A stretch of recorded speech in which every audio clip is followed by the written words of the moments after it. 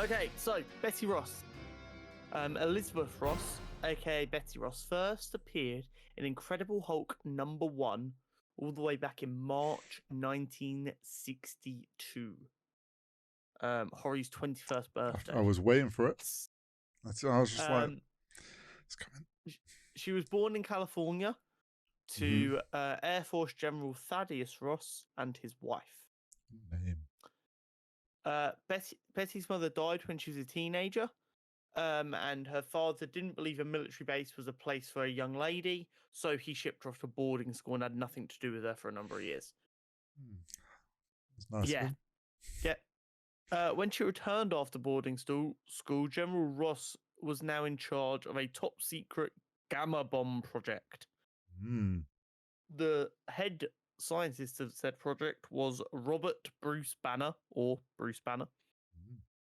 And that's where she met Bruce.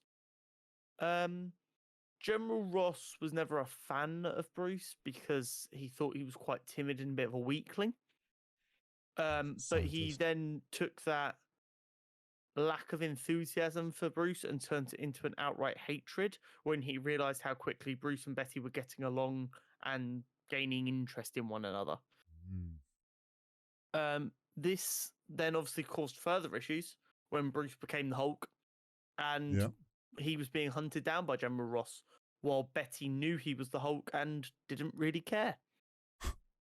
And they just fell more and more deeply in love. Then there was a period of time where Bruce had a bit more control over his transforming, and General Ross gave his permission for them to marry. Which they did, although Bruce's head was turned by another woman, at which point Betty, although he didn't cheat, I don't believe, Betty just kind of went, "Oh, I've lost you, I'm off." And she married another longtime enemy of Bruce's, General Glenn Talbot. What a mess.